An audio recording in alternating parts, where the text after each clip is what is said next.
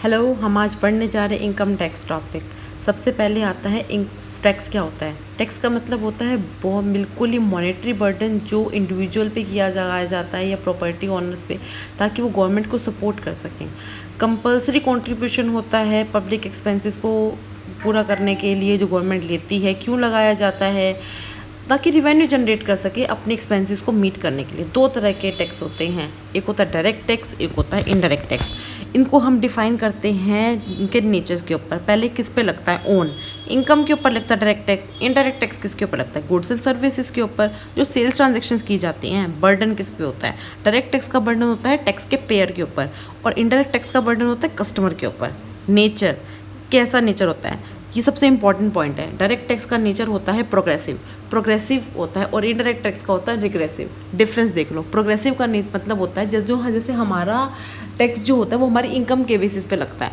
अगर मेरी इनकम 2 लाख 2.5 लाख रुपए है या 3 लाख रुपए है तो कोई टैक्स नहीं है। उससे ऊपर 3 लाख से 7 लाख तक है उसके 5% है, 7 लाख से 10 लाख तक है तो उसके 10%। ये सबके लिए है। और रिग्रेसिव हो गया वो हमारी डिस्ट्रीब्यूशन इस बेसिस पे नहीं होता। वो होता है कि मानो इलेक्ट्रॉनिक आइटम्स के ऊपर गवर्नमेंट ने निकाला है कि GST 5% लगेगा, उसके हमारे गोल्ड के ऊपर अगर 15% लगेगा तो वो फिक्स है। चाहे मैं 2 लाख की आइटम खरीदूँ, चाहे मैं 2000 की खरीदूँ, मैं 200 रुपये की खरीदूँ, वो परसेंटेज फिक्स रहेगा। उससे हमारी इनकम का कोई फर्क नहीं पड़ता। चाहे मैं 5 लाख रुपए कमाती हूँ, मैं 200 की आइटम खरीदूँ तो मैं 5% दूंगी। चाहे मैं 2 रुपये कमाती हूँ, मैं 200 रुपये की आइटम खरीदूँ तो भी मैं 5% ही टैक्स दूंगी। नेक्स्ट आता है कलेक्शन। डायरेक्ट टैक्स जो होता है वो ईयरली कलेक्ट किया जाता है, और इनडायरेक्ट टैक्स वो ट्रांजेक्शन बेस किया जाता है, इंसिडेंस। डायरेक्ट टैक्स जो होता है ना वो हमेशा टैक्स पेयर ही देता है, उसको देना ही पड़ता है क्योंकि उसके स्लैब्स के अकॉर्डिंग डिवाइड है। और इंडायरेक्ट टैक्स है ना वो डिफरेंट सिचुएशंस के अकॉर्डिंग डिपेंड करता है जिस पे लगे। नेक्स्ट टॉपिक है legal framework of income tax. देखो, पहली बात तो ये है क्या, ये कॉन्स्टिट्यूशन ऑफ इंडिया के द्वारा बनाया हुआ है। 25 पार्ट्स हैं, 448 आर्टिकल्स हैं और 12 शेड्यूल्स हैं इसके अंदर। आर्टिकल्स 265 क्या कहता है? आर्टिकल ऑफ जो लॉ है ना वो सिर्फ यही कहता है कि आप तभी कलेक्ट ही कर सकते हो टैक्स को। आर्टिकल 246 और उसमें शेड्यूल 7 क्या कहता है? इसके अंदर 3 चीज़ों में डिवाइडेड है, union list, state list, concurrent list. Union list कौन करता है हैंडल? पार्लियामेंट। स्टेट लिस्ट कौन करता है? उसके अंदर कौन लिस्ट बनाता है? State government. और कॉन्करेंट के अंदर कौन बनाता है? पार्लियामेंट और स्टेट दोनों बनाते हैं। एंट्री 82 क्या कहती है? ये है इनकम टैक्स का एक्सेप्शन ऑफ एग्रीकल्चर का। इसके अंदर क्या होता है कि अगर मान लो आपको पेमेंट करनी पड़ रही है, एग्रीकल्चरल इनकम तो अलाउड होती ही नहीं है पहली बात तो टैक्स के अंदर, लेकिन अगर मान लो पार्लियामेंट और स्टेट गवर्नमेंट के अलग अलग से रूल्स चल रहे हैं तो उसके बाद वो प्रेसिडेंट से ले सकते हैं सलाह, और उसके बाद वो स्टेट गवर्नमेंट वाला रूल अप्लाई कर सकते हैं।